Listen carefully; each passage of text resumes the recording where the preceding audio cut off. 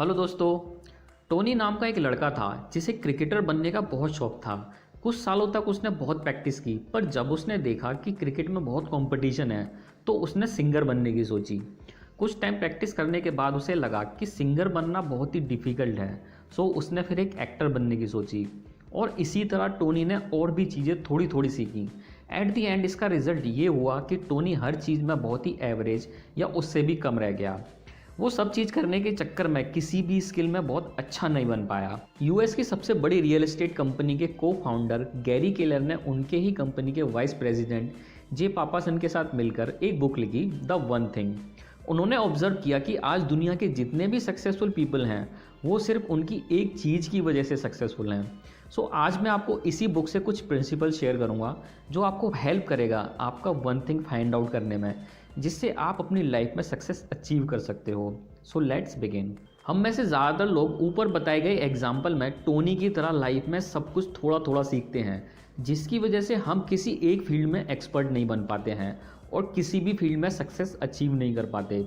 Author कहते हैं कि हमारे पास जीने के लिए जो टाइम है वो सभी काम सीखने के लिए बहुत कम है, लेकिन कोई एक काम सबसे बेस्ट तरीके से सीखने के लिए और उसमें मास्टर बनने के लिए काफ़ी है। आप इस कंपटीशन वाले मार्केट में सभी चीज़ों में बेस्ट नहीं बन सकते, बट कोई एक चीज़ में एक्सपर्ट बन सकते हो। मोस्टली सक्सेसफुल लोग सक्सेसफुल बने क्योंकि उन्होंने बस वो एक चीज़ पर फोकस किया और उसी पे पूरी मेहनत से काम करते रहे जब तक उस एक चीज़ ने उन्हें सक्सेसफुल नहीं बना दिया। एग्जाम्पल, मार्क जुकरबर्ग के लिए वो एक चीज़ फेसबुक थी, सचिन के लिए वो एक चीज़ क्रिकेट थी, वॉरेन बफेट के लिए वो एक चीज़ इन्वेस्टिंग थी। ये सभी अपने अपने फील्ड में एक्सपर्ट हैं। इन्होंने कभी दूसरे फील्ड में एक्सपर्ट बनने का ट्राई नहीं किया, बल्कि अपना पूरा फोकस उस एक चीज़ पे रखा। इसी तरह अगर आपको भी एक्स्ट्रा ऑर्डिनरी रिजल्ट चाहिए तो आप भी कोई एक चीज़ पे फोकस करो, ना कि 10 चीज़ों पे। The domino effect. एक डोमिनो अपने से 50% बड़े डोमिनो को गिरा सकता है। सो अगर आप एक 2 इंच का डोमिनो लो और उसके सीक्वेंस में उससे 50% बड़ा डोमिनो लगाओगे और उसके बाद उससे 50% बड़ा, और ऐसा करते रहोगे तो जो 23rd डोमिनो होगा वो एफिल टावर जितना बड़ा होगा, और जो 57th डोमिनो होगा वो इतना बड़ा होगा कि मून से अर्थ तक के डिस्टेंस को कवर कर लेगा।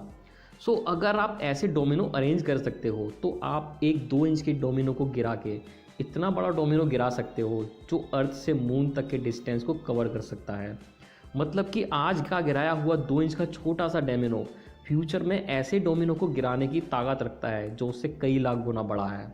इसी डोमिनो इफेक्ट के प्रिंसिपल पर हमें हमारी गोल सेटिंग करनी चाहिए। फॉर एग्जाम्पल, मान लो आपका गोल है 10 बुक्स का सिलेबस कंप्लीट करना, जिसे आप अपना समडे गोल कहोगे। इसी समडे गोल को आप कंपेयर करोगे 57 डोमिनो से।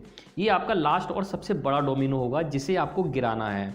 तो बड़े डोमिनो को गिराने के लिए आपको सबसे पहले छोटे से छोटे डोमिनो को गिराना पड़ेगा। मतलब कि आपका समडे गोल 1 ईयर, मंथली, वीकली और डेली से गुजरता हुआ आता है राइट नाउ गोल पर, जो सबसे पहला 2 इंच के डोमिनो के बराबर है।